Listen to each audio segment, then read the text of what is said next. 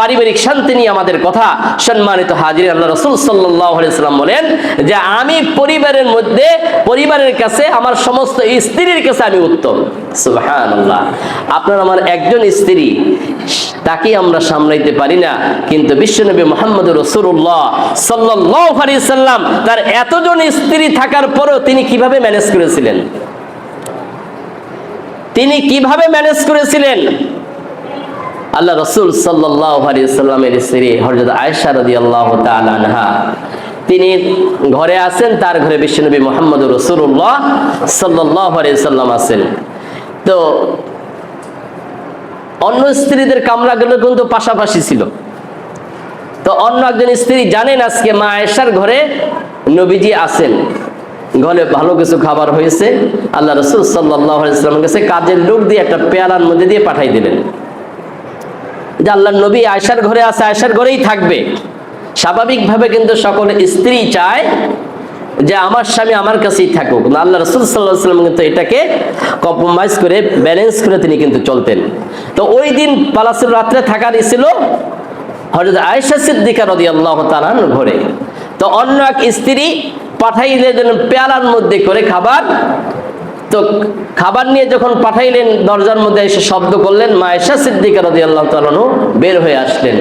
তিনি জানতে বললেন আল্লাহ রাসূলের অমুক স্ত্রী এই খাবারটা রাসূলের জন্য পাঠাইছেন। তিনি কি করলেন? খাবারটা ধরে দূরে ফিকে মারলেন, যে পেয়ালাটা ছিল ভেঙে চুরমার হয়ে গেল।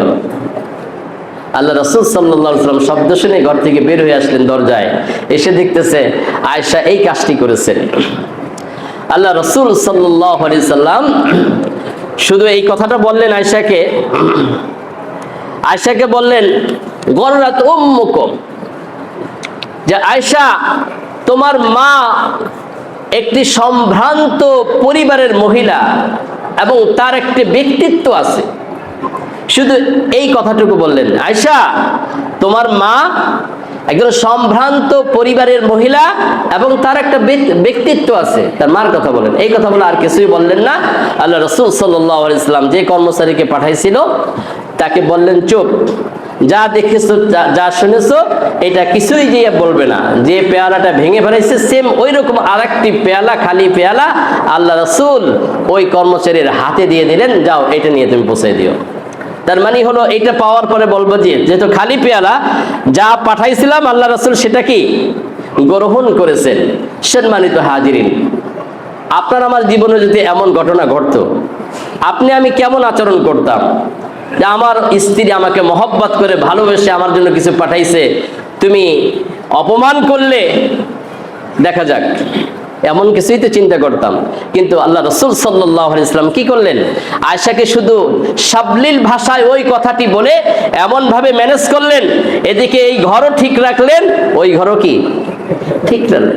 সম্মানিত হাজিরিন, এভাবে আল্লাহ রাসূল সাল্লাল্লাহু আলাইহি ওয়াসাল্লাম ঘরকে কি করেছেন? ঠিক রেখেছেন।